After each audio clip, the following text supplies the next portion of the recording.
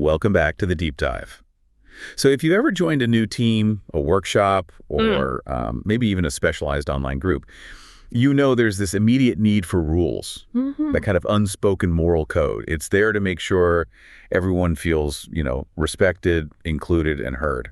And when those codes work, they're essential. They're the foundation of trust. Without those shared boundaries, cooperation just breaks down. It falls apart, yeah. You can't build anything, really, whether it's a company or a community, if people don't know where the lines are. But our mission today is to look at what happens when that necessary moral code, that shield for the vulnerable, stops being a shield. And starts becoming a weapon. Exactly. A strategic weapon that a savvy operator can use to gain influence and control. So today we're doing a deep dive specifically focused on pulling out a clear, actionable framework. A diagnostic toolkit, really? Yes. A way for you to tell if you're getting genuine constructive feedback or if you're the target of what our main source calls weaponized virtue. And we're pulling heavily from a really brilliant reflection by Fritz Cole.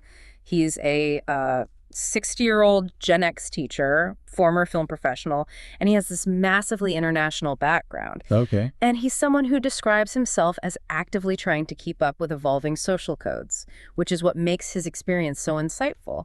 He's not some skeptic who hates the rules. Oh, he's a believer in the code. He's a victim of its misuse. And that's such a crucial distinction, isn't it? It means even the best intentions aren't enough when the system gets weaponized. And the whole insight, as he notes, it starts not with like a big evil moment, but with a feeling. Yeah, that stomach-dropping confusion and guilt. Yeah. He describes it as the discomfort that the vague feedback was causing. Okay, so let's get right into his story, into the anecdote, to really unpack this mechanism. Let's do it. So the author says he's in this professional workshop. They're doing a free association activity with a partner. Right, stream of consciousness. Exactly. And he offers up the sentence, "I'll take off my clothes." Now, he admits this might have been a bit risque for that particular group, and he was totally willing to apologize if needed. He was open to correction. Completely. But the reaction from the coach was just swift, intense, and really disproportionate. And this is the first true red flag he picks up on. The coach tells him he has an extra responsibility to keep it clean. The feedback was aggressive, and it was vague. So he doesn't even really know what he did wrong. Not specifically. At first, he's making excuses, maybe the coach is stressed, but he felt this internal clash. He was being targeted for something he felt was, at most, like a 2 out of 10 offense. But the real spark, the thing that got him investigating this, was the double standard. Yes. While he was getting called out so intensely for his comment, he notices another person makes an association about a raunchy towel fight in the shower. And what happens to them? Nothing. Critically, that peer was not corrected. In fact, their comment was sort of accepted, maybe even complimented for being a sexy association. Wow. And that's fascinating because the author then feels compelled to analyze it, right?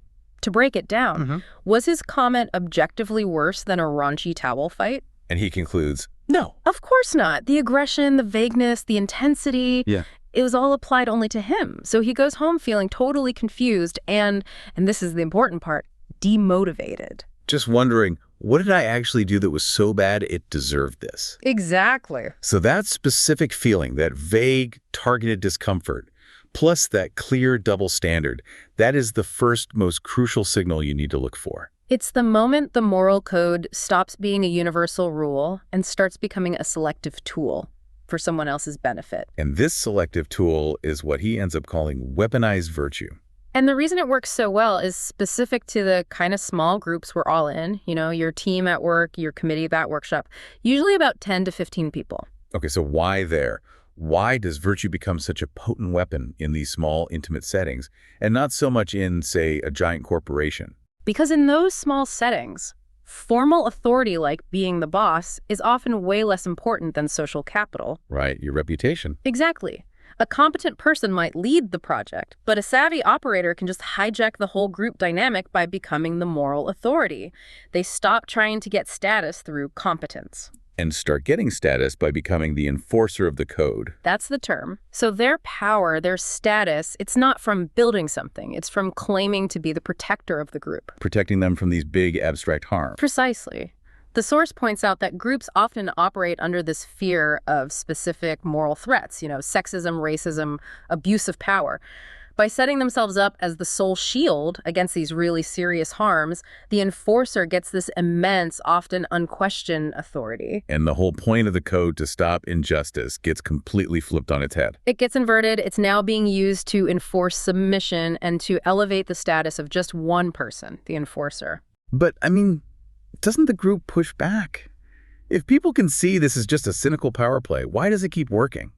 Well, for two reasons, really. First is just fear. Nobody wants to be the next target. Of course. And second, the enforcer is usually really good at framing their attacks. They're not personal critiques, oh no. They're a high-minded defense of the group's highest ideals. So you hesitate to challenge them because if you do... Then you look like you're defending injustice. You got it. The group starts policing itself because everyone is terrified of being singled out. Okay, and this is where it gets really interesting for me. The outcome.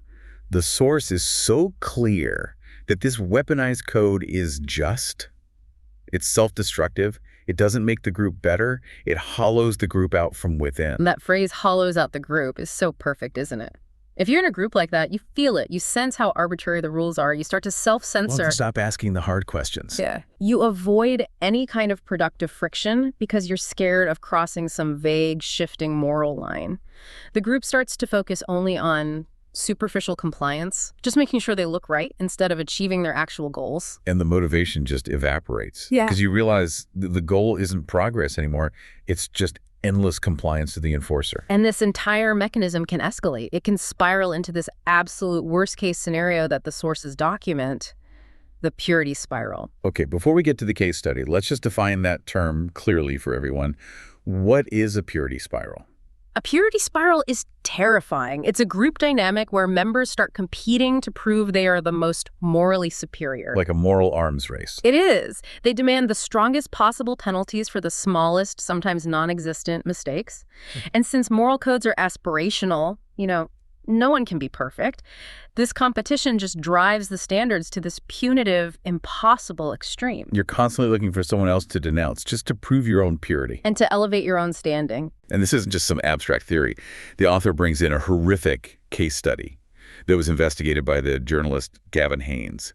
It was about an online knitting group. Yes, a knitting group. The owner of this huge online community, he was trying to be more inclusive, which is, a good goal. He even renamed the group to Diversity to try and welcome everyone. But that move, his attempt to be inclusive, became the trigger. It became the target. He was accused by thousands of people of being a white supremacist. On trying to be more diverse. The result was just a tragedy of disproportionate consequences. The group fell apart, and the owner, he was the opposite of what they accused him of being. He was gay, married, HIV plus half. He almost committed suicide because of the abuse. And this is the vital detail, the thing we really need to nail down for you, the listener. The source says the vast majority of his most aggressive critics were not people of color who'd been harmed by the old rules. No. They were, and I'm quoting the source, white middle-class people who appointed themselves as the enforcer of the code. Which just highlights that the driving force behind the most extreme weaponization is often social competition for status. It's just disguised as radical moral clarity.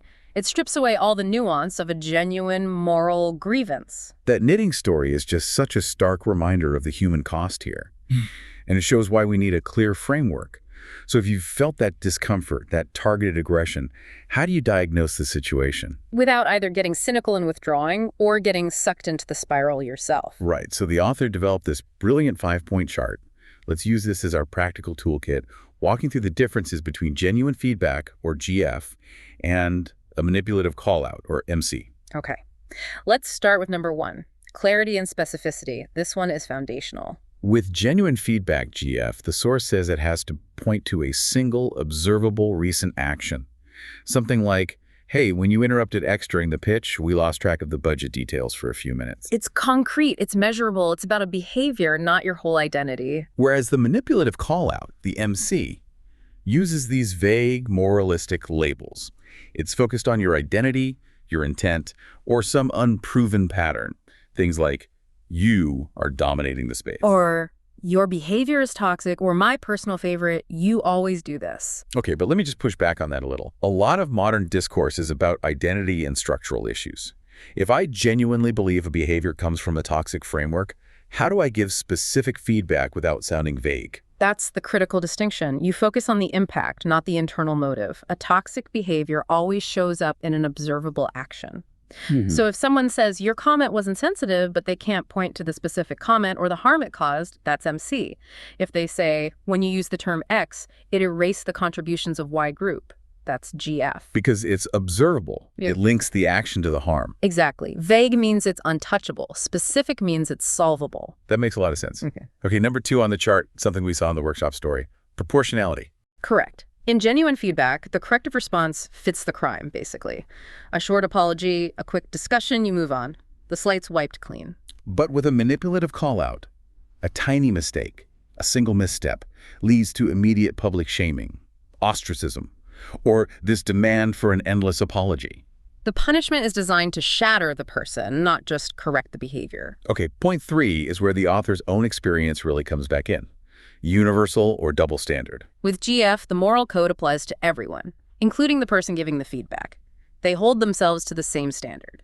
But under MC, the enforcer and their allies are, well, conveniently exempt from the rules. The standard they apply to you or to their rivals is just quietly waived for them, just like the raunchy towel fight was okay. Well, take off my clothes was too risky. You have to look for that double standard. It's a massive giveaway that virtue is being used as a weapon for status. Definitely. Okay, point 4 gets at the goal. Reintegration or isolation. Genuine feedback is about clear behavioral correction, a sincere apology, and then functional reintegration. The goal is to get the group working again. To move forward. But the goal of the manipulative call-out is totally different. It's designed to enforce endless submission. There is no clear path to forgiveness. The author notes that under MC, your sense of guilt, that confusion you feel, it becomes permanent social capital for the enforcer. They hold it over you. Forever. It ensures you stay in this subordinate, compliant, controllable position. It's a psychological tactic to make sure you never, ever challenge their moral superiority. And finally, point 5, response to inquiry. What happens when you just try to ask a question to understand what you did wrong? If it's GF, the person giving feedback welcomes it. They want you to learn the rule. They want you to succeed in the group. But if it's an MC, any inquiry is shut down immediately. The enforcer gets defensive or dismissive or, and this is the critical one, they accuse you of deflecting or tone policing or trying to derail the conversation. Why is asking for clarification seen as an attack? Because clarity reduces the enforcer's power. Their entire status is built on the ambiguity of the code and the threat of arbitrary punishment. If you clarify the rule, then everyone knows where the line is. And the enforcer can no longer selectively enforce it against their rivals. They need that fog of confusion to operate. Wow. That 5-point chart is really the toolkit you need to navigate these incredibly murky waters. It lets you separate genuine ethical feedback from a simple status play. And this whole framework brings us back to the author's main conclusion. Moral codes are absolutely necessary. You know, human rights, social contracts, these are great accomplishments. But the absolute application of a moral code, especially when it's used to gain power, is equally despicable. Exactly. When it's weaponized, it causes just as much suffering and injustice as the harms it was designed to prevent. So after all that, what does this mean for you? If you've used this framework, you found some clarity, but you realize you're stuck in a group that's dominated by an enforcer. Can you even confront them? Well, the source notes that sometimes a rational discussion is just not possible. When the system is designed to reject questions, any confrontation will probably just lead to more shaming. So what's the advice? It's highly pragmatic. It's about self-preservation. He says, just consider leaving that group on friendly terms and wish them the best of luck. They will need more of it than you do. Sometimes the only winning move is not to play. Just withdraw from the toxic dynamic.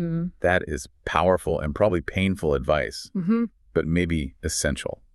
Which leaves us with a final thought for you to consider. Go on. When the very code that is designed to prevent injustice, to stop people from suffering, ends up causing more suffering and creating more injustice, what responsibility do we have to resist that specific application of it, even if we fundamentally believe in the moral goal underneath it all? A lot to think about there. Where does our loyalty lie? To the spirit of the code or to its cynical application? Thanks for joining us on the deep dive.